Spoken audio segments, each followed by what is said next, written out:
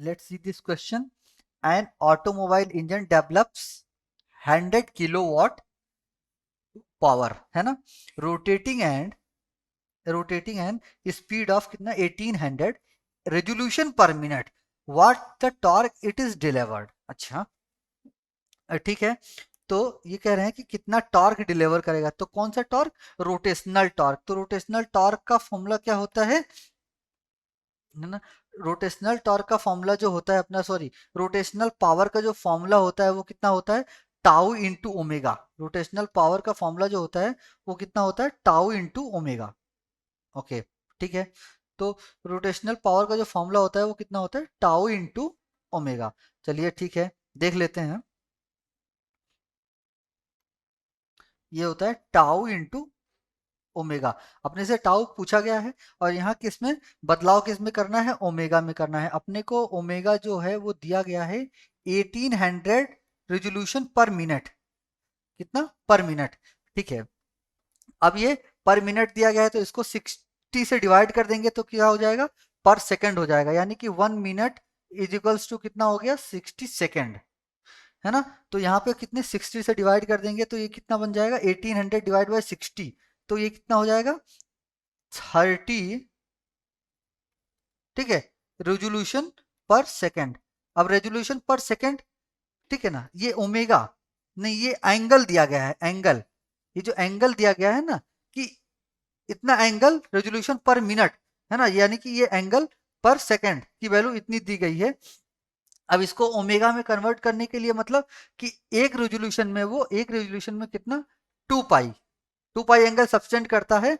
तो बताइए कि कितने हाँ, अब ये 30 रेजोल्यूशन पर सेकंड में कितना एंगल सब्सटेंड करेगा। तो अब इसमें किससे, इसमें 30 से इसमें कितने 2 पाई से मल्टीप्लाई कर देंगे। 2 पाई से मल्टीप्लाई करने से क्या फायदा होगा, 2 पाई मल्टीप्लाई करने से ये फायदा होगा कि हमारा ओमेगा आ जाएगा, है ना, इतना रेडियन पर सेकंड।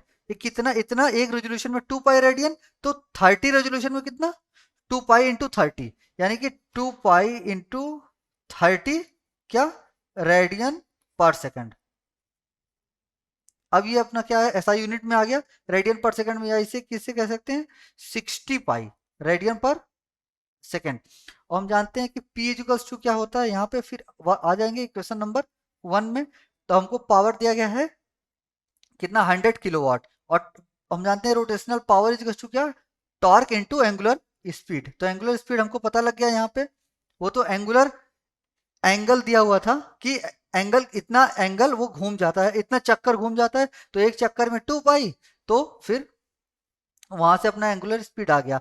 तो ठीक है, अब पी क्या होगा, अपने पास दिया गया है 10,000, यानी कि 10 किलो वाट का मतलब 100 किलोवाट, तो 100 के आगे फिर 3 जीरो, है ना, इतना किलोवाट। अब डिवाइड बाई किससे, ओमेगा से, या 60 पाई, 60 पाई अब इजिकल्स टू क्या हो गया, ये टॉर्क के बराबर हो गया।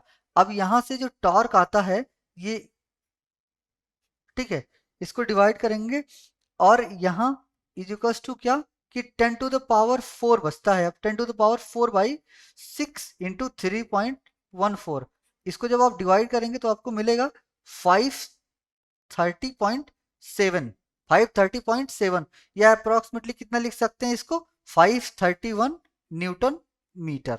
ठीक है, जो अपना टॉर्क आया वो कितना आया, 531 ठीक है, newton meter, 531 newton meter. Okay, तो अपना कौन सा ऑप्शन मैच कर रहा है, सी, क्योंकि ए में 350 है, बी में 440 है, और सी में 628 है, तो answer is matching C. So final answer is C. Okay, so best of luck बच्चों।